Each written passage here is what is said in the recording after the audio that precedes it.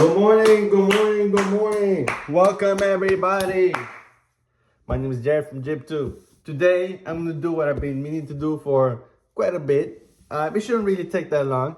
What I'm gonna do is rank the movies that I watched last year and sort of rank them from worst to best on a tier list. The movies that I'm gonna be talking about today are in no particular order. Is Mickey 17, Novocaine, Thunderbolts, Superman, Weapons, Sonic, Minecraft, Fantastic Four, Five Nights at Freddy's 2, Sean Aries, Dogman, and that I'm not even gonna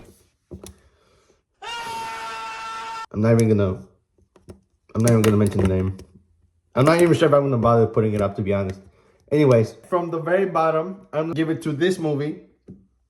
I'm probably already spending way too much time talking about it. Correct. This is gonna be some time that I'm never gonna get back in my life. So there you go. Worst movie of my life. I don't know what more needs to be said. I hate myself. I'm already mad. I don't know if you can tell. I'm seething with anger.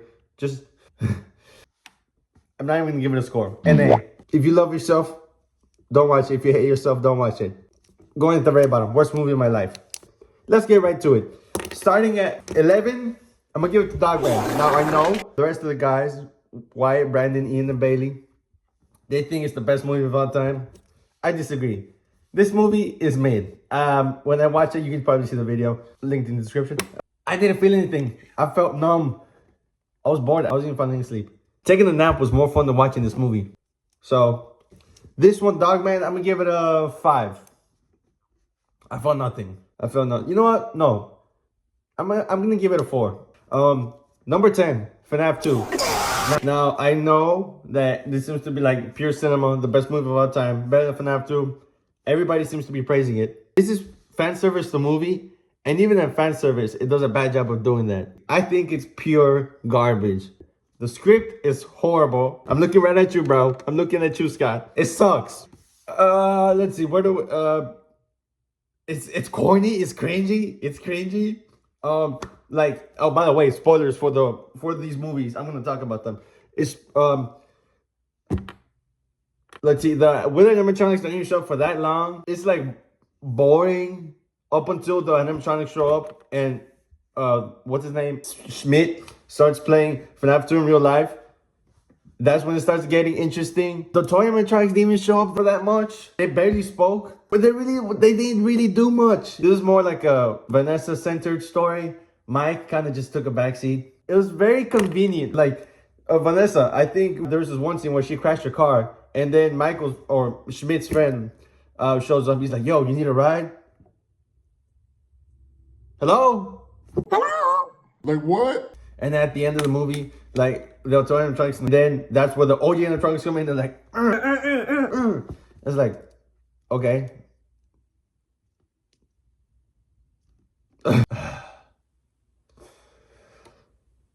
This movie's buns. The beginning was also like, all right, like little girl, whatever her name is, thought she saw some kid get kidnapped or whatever in the back, and when she talked to the adults, they were like, go away, scram. And like, really? No, nobody expressed some concern. You know what they should have done? If they were gonna still do that sort of thing, maybe they could have had somebody go follow the kid to the back, and just to see if everything was all right. And then when the girl keeps like pushing and being annoying, that's when the adult would have been like, all right, screw this, I'm out of here, dude. You clearly see there's nothing going on. And even the spring Bonnie could have come out and be like, yo, dude, what's going on? You can go back out. So see, they could have done that, but they didn't do it because Scott Cawthon wrote it, and that script is garbage. I honestly don't know what more there is to be said. I probably said other things in the review. Check it out in the description. If FNAF 3 is anything derivative of the second movie, then we're in trouble. Because as a fan, I don't know too much of the lore. Okay, I grew up with the games, watching people play the games. I know a little bit of it. I'm interested to keep up with the lore. I don't know all of it. It appealed to the hardcore fans for sure, but me as like a more casual fan, I was a little confused. But Oh my gosh. I'm gonna give it a 4. I'm gonna give it a 4. This one, I'm gonna give it a 4. Okay, that's enough. Enough time on that movie. Next up, Fantastic Four at number ninth place.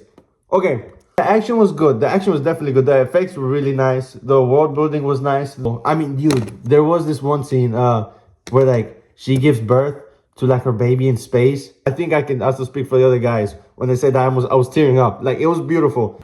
So the cinematics of it looked nice. They looked nice. But they didn't look nice all the time.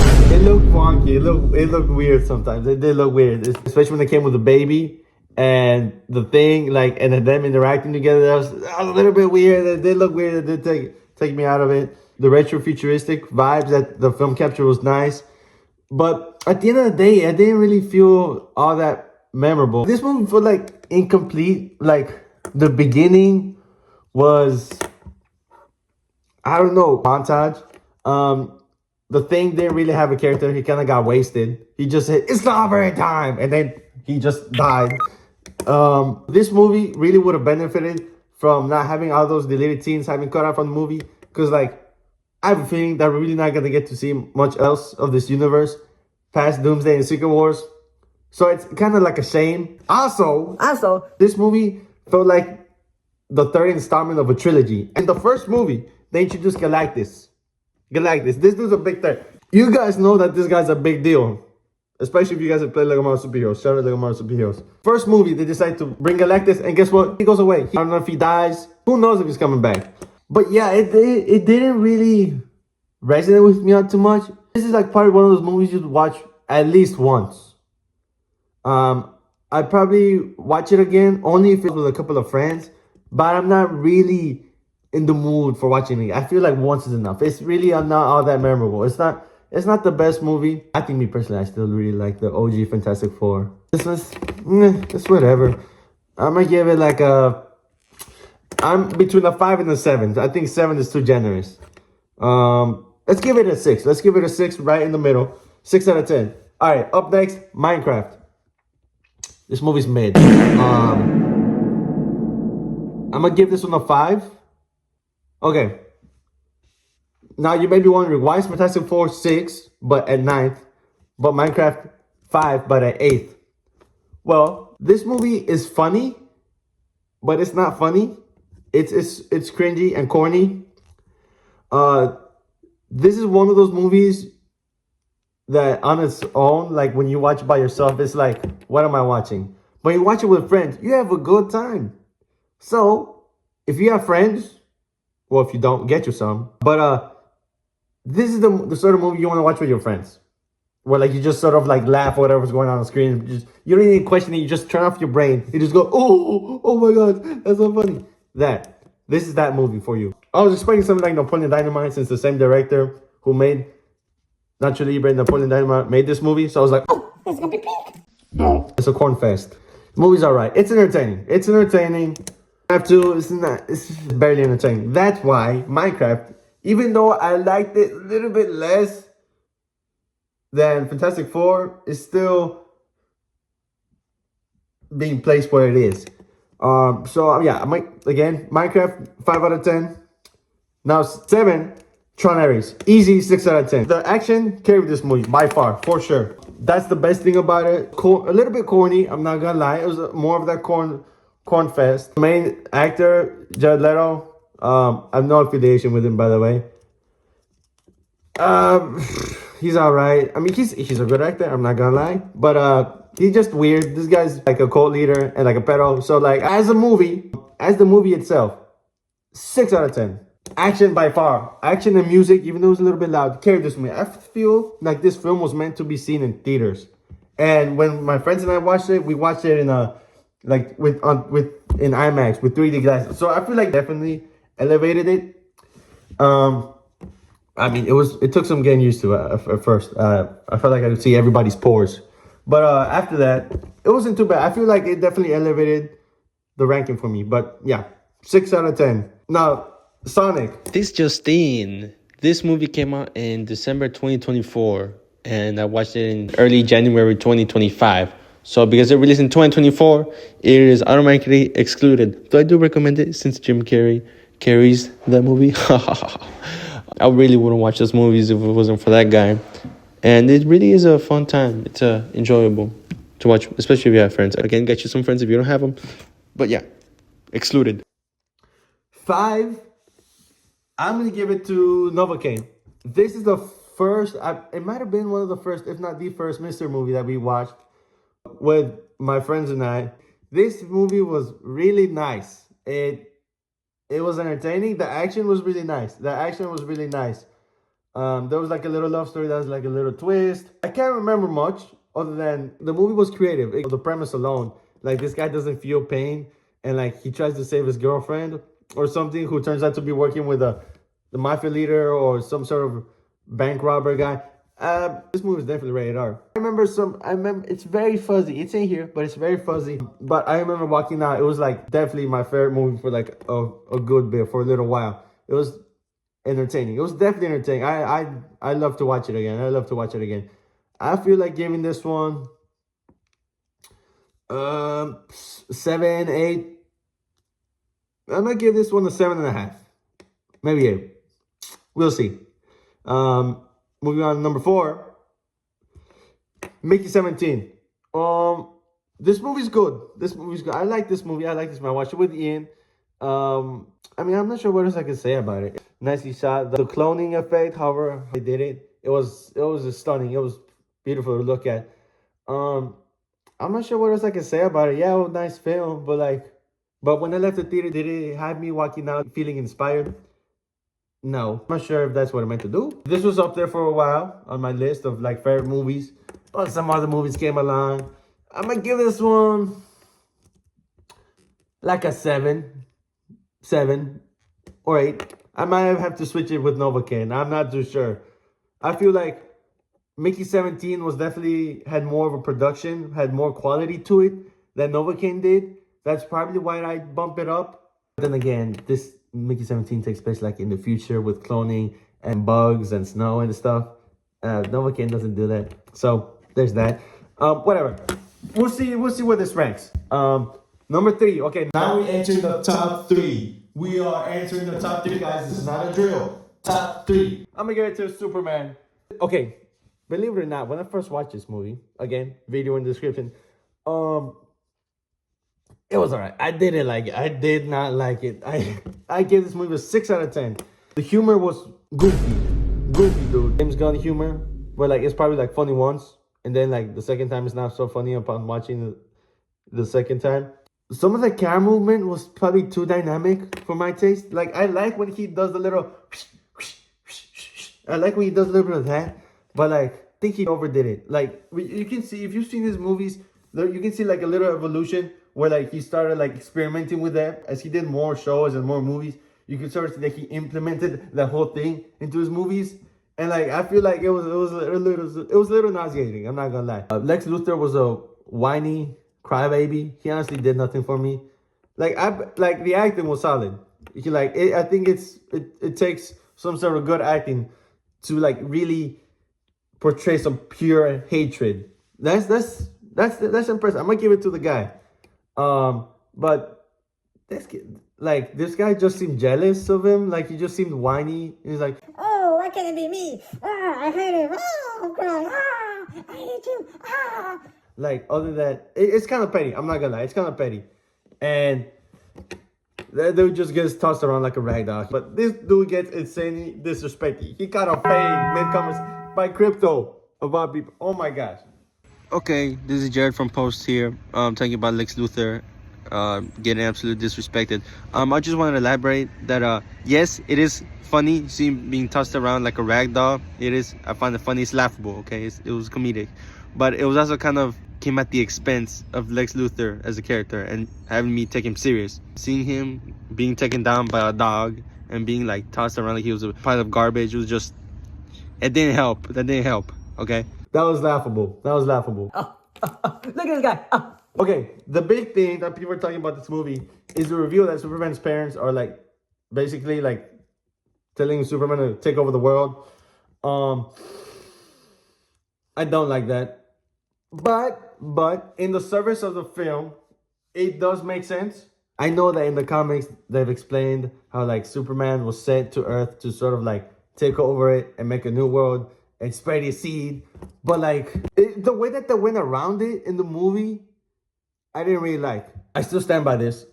Like it came out like one day, and then like within 24 hours, people were saying, "Oh yeah, this is real. This is valid. This is valid. This is valid." And then Mr. Difficult was like, "Yo, I know like a billion other scientists who speak like 20 billion languages, whatever. Yo, this stuff is real, man.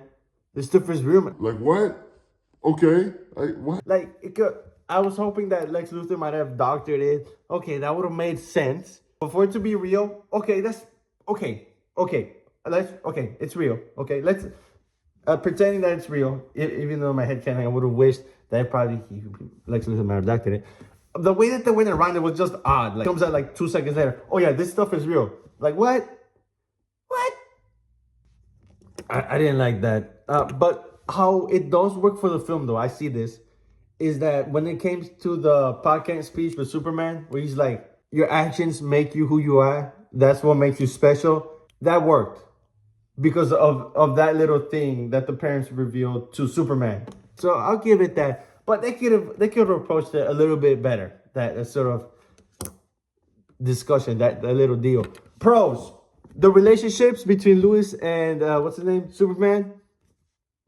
Peak, phenomenal. I love it. It was a really sort of really real portrayal of like relationships in this movie. It was really nice. These are two very different people. They have their ups and downs, but they still love each other. Isn't that beautiful? Aww. That was really nice. That was really nice. Some of the action was nice. I remember at first I was a little bit confused, and I still stand by this. The fact that the world was gonna end already in the first movie, like what, dude?